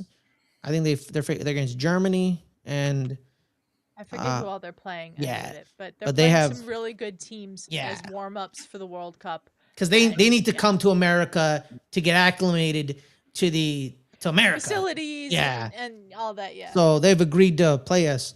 But yeah, Australia, man, they got a good group because they're not against Argentina. They don't have France. They don't have Morocco, which is a top pot 2 team. So they lucked out as well, So yeah. So there's 4 friendlies for the U.S. before the World Cup. Belgium and Portugal in March. Yeah. There's going to be a match in Charlotte against an unnamed opponent so far in May, and then a final send-off game in Chicago against Germany. Yeah. Yeah, Pay the Bills saying, I was excited to be in a host city until I saw ticket prices. Oh, yeah, that's a big thing. The ticket prices are insane. What I got is Jordan versus Algeria. And I'm excited to watch that, but I don't think a lot of people will be excited to watch that. We'll see. Group E, Germany, Curacao, the Ivory Coast, and Ecuador. Ecuador is a good team. Yeah. I don't know what version of Ivory Coast shows up. Yeah, we don't. Yeah, you don't know, man. Is it the team that won AFCON after they lost the first 2 games and snuck in as a 3rd place team, or are we gonna get the one that started off AFCON? We don't know. Yeah, they got some good players though, Adelia. They got Sebastian Hellel, Simona Dingra, Nicholas Pepe. So when the Ivory Coast won AFCON, that was when they fired the manager in tournament. Right? Yes. Yeah, they fired him, replaced him with a former player who's one of his assistants, and they rattled off wins and wins and wins. Yeah. Yep. So it depends on. Bill says he gets Canada versus Qatar. Well, at least you get to watch your host your nation pay the bills. I can't watch my nation unless I go to Seattle or LA. So that's not happening. Yeah. Group F, Netherlands, Japan, TBD, or Tunisia. This TBD is either Ukraine, Sweden, Poland, or Albania. I just want to report news for Japan that Shohei Ohtani will be playing for them in this group. They won't. Yeah, I heard he's playing center back. Yeah. Oh my God. The Dutch and Japan should do. Here's the thing, dude, man. That people make fun of the AFC, which is the Asian Football Confederation, but every World Cup, Japan and South Korea, they advance. Japan is a very good, well put together team. Their tactics are always pretty good. I think they are the favorites with Netherlands to get out of this group. I will say though, if Ukraine or Sweden makes it out of the playoff, that could be interesting. Ukraine, obviously, a lot of heightened emotions every time they play. With the war going on and everything, they lost a playoff game to Wales to miss the last World Cup. So they're probably very much looking forward to trying to get out of that playoff and into the World Cup. It will be interesting if that happens. But I do think Netherlands and Japan should go through here. Japan topped the group last World Cup at Qatar. They were the number 1 team in their group, and their group had Spain and Germany in it. Yes. And they beat Germany and Spain. So they were undefeated. So Japan is not a joke. They're not a joke. They're legit. Yes, Jay, they did fire their manager mid-tournament. They're legit. They're legit, man. They're a team full of Shohei Ohtanis. They're legit. And Yoshi, throwing that curveball. Shout out to the Dodgers. Love my Dodgers. Group G, Belgium, Egypt, Iran, and New Zealand. This one I think should probably be Belgium and Egypt, but you never know. No love for New Zealand or Iran? Sorry, dude. I don't think New Zealand stands a chance. I doubt they win a game. Wow. Iran is probably the team that's going to dethrone one of them too. Probably more likely Egypt, but Belgium, they're a little iffy. I think Belgium's still talented enough to get out of the group. Yeah, it depends on if Romelu Lukaku's healthy. That will be helpful. He's still And injured. Leandro Trossard, who's been very good for Belgium this year. Yeah, Romelu still injured, hasn't played a single game. Is he going to be fit enough and healthy enough for the World Cup? There is a scenario. I see a world, Adelia, that Egypt and Iran may get out of this group. I'm not saying it's the scenario, but there is a scenario. It's possible. Yeah, it's possible. I haven't gone through the schedule yet to see what order the group stage games are in. Yeah. But that it depends on how it all goes. Because I'm curious which one of those teams gets New Zealand last. Yeah. Group H: Spain, Cape Verde, Saudi Arabia, and Uruguay. I think this will be Spain and Uruguay. Should be, but watch out for Saudi Arabia. Cape Verde, I believe, one of the smallest nations to ever. So Adelia, what? It was the smallest nation ever to qualify for the World Cup. Yes. Until Curacao qualified for the World Cup. Yeah. Yeah. One of the smallest nations ever. So that's cool. Group I: France, Senegal, TBD, and Norway. This TBD is the FIFA Interconfederation playoffs, so it'll be either Bolivia, Suriname, or Iraq. This is the group of death because of the three teams you see right there. It's France. Possible that this is the group of death. Yeah. Yeah, because now with 48 teams, it's more spread out, so the group of deaths don't really exist like that. But this is the one right here because of France, Senegal, and Norway.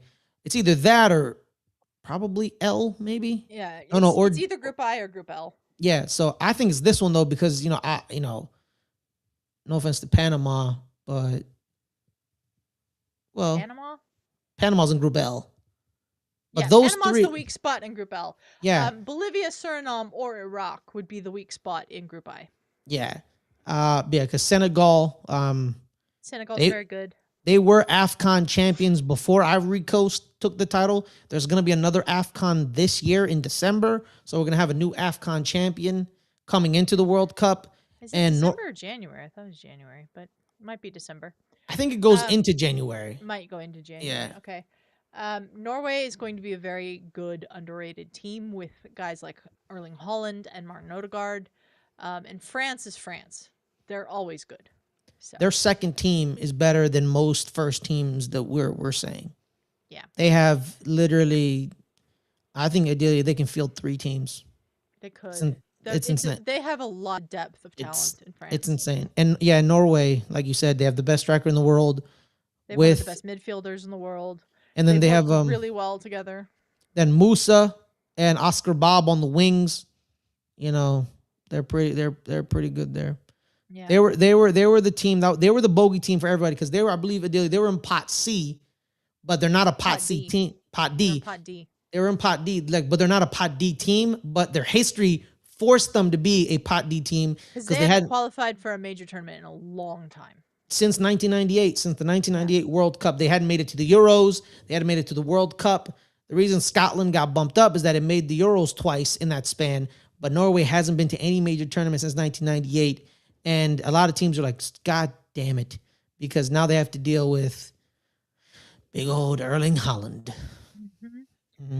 Group J: Argentina, Algeria, Austria, and Jordan. As this draw was going on, I saw somebody say, please let the fourth team in this group be the TBD that involves Albania, so that Albania can win, and we have a group of 4 where it's AA, everyone.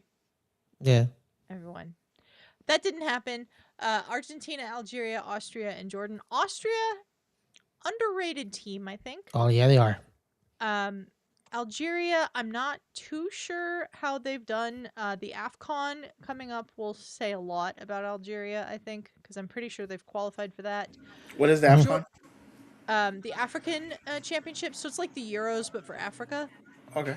It's awesome, Suge. It's very good. It's pure. It's pure football. No, there's no tactics. Well, there is tactics. I'm not going to disrespect them and say there's tactics, but there's a lot more attacking than you might get somewhere else. It's some dude who was a defender playing a forward, getting the ball at the halfway line and says, "You know what? I'm gonna kick it right now." And then he kicks it, and you're like, "That ain't going in." And then Then it somehow it does. went in. And you're like, "Wait, how did that happen?" AFCON is crazy, but in AFCON, all the good ways. all the good ways. I It's mean, the usually. best.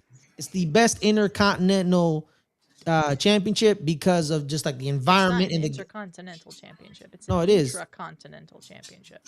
intra. That was intercontinental. Inter would be between continents. Okay, Intra intra. is contained within the one continent. It's the best intra-continental tournament because the Euros at some points it gets boring and you're like, oh, they're gonna win.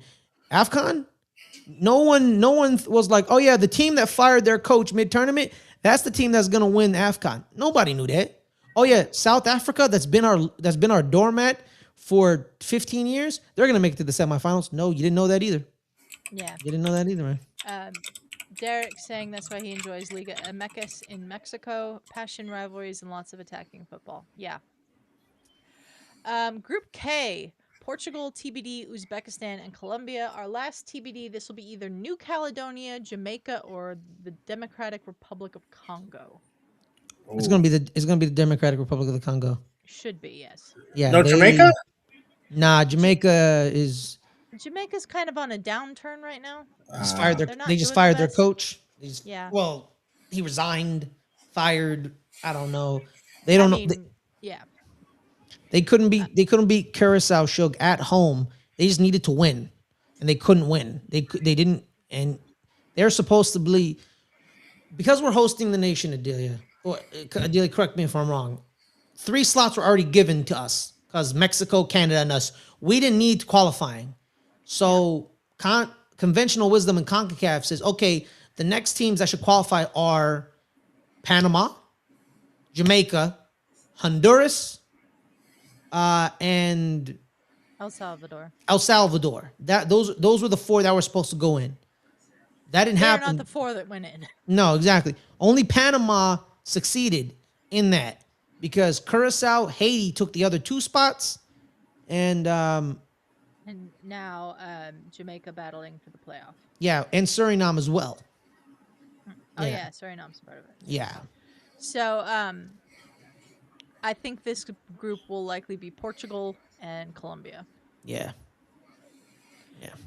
And then Group L, England, Croatia, Ghana, and Panama. I think this could have a potential of being a group of death if Ghana shows up. Because you never know what Ghana is going to show up.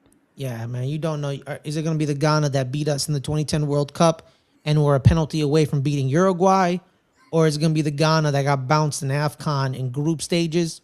Or the Ghana that didn't even make AFCON? So you don't know. They're going through a generational change with the Black Stars. They're switching over to the IUs to Mohamed Kudus, just like Algeria. They're the team that won their AFCON, Riyad Mahrez and them. They're now a little older. They're in their, in sports terms, not regular human terms. They're, 33, 34. Ghana was going through the same thing. We pumped them a couple of years ago. I think it was 6-0 or 5-0 at halftime.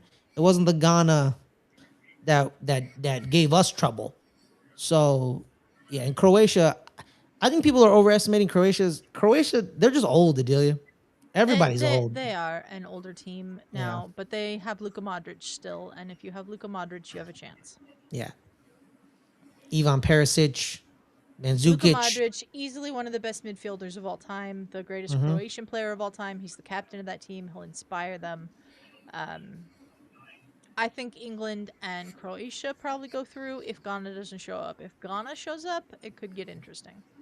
But also to Panama, shout out to Thomas Christensen. Panama's, He's a tremendous manager who knows how to get the tactics right. If Panama, wins 1-0, 0-0, it's like I said, Democratic Republic of the Congo, they're the best defense in AFCON. They score a goal on you, you're done. You're not scoring. And that's how they're going to make it through on AFCON. Shout out to Michael Lahudi, told me that just like Ecuador in Group E, Ecuador is the team that has given up the least amount of goals in World Cup qualifying, period.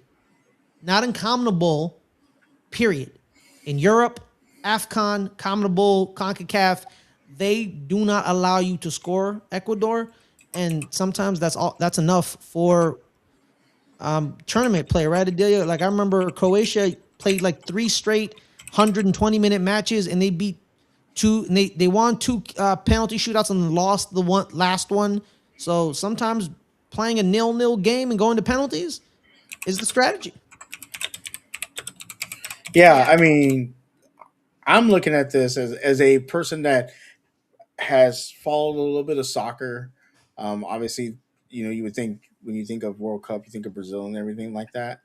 I just want to ask you guys, from my point of view, and I already asked you your favorites, but has the World Cup evolved um, that you get more upsets now than you used to before? Like the major countries dominated, but now you got these other countries that could come in and wreck some stuff up.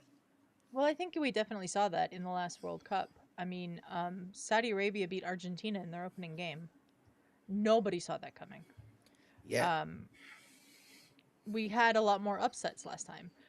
Ferris brought up Japan and Germany.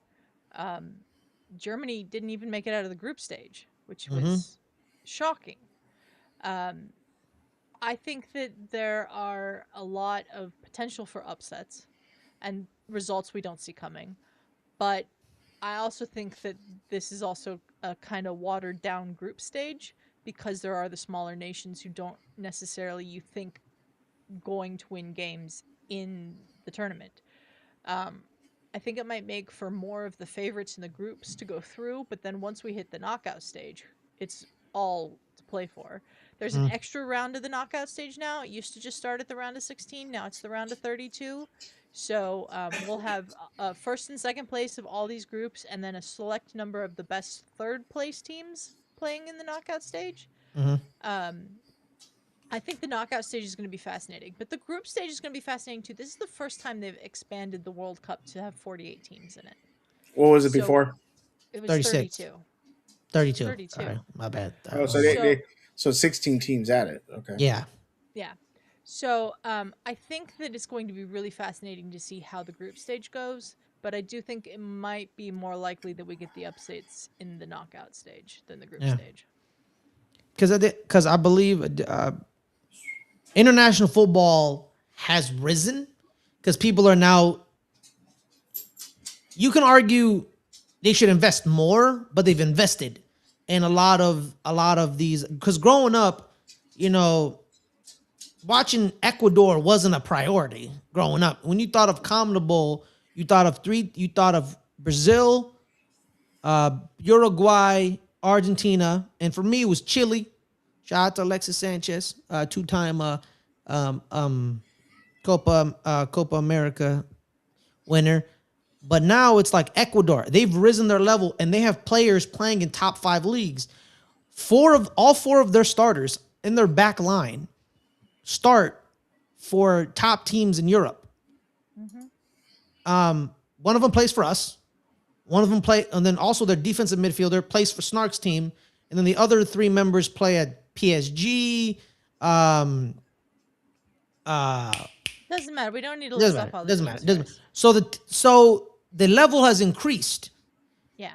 And As teams yeah. have gone hunting for talent in different areas of the world Yes. and getting them out of these countries in South America, Central America, Asia, it's increased the level of play for those national teams because they're in an environment where they're improving as opposed to just playing against the same players they've always played against in their home country. And I think that's made international soccer much more interesting. This World Cup will be very interesting to me to see which the surprise team that makes it through will be. Because the thing they need to get into, they have the skill already. They just need to, when they go into a game, they just need to believe that they can win. You're going against the Netherlands. You shouldn't be scared of the Netherlands. You should be like, I should beat you.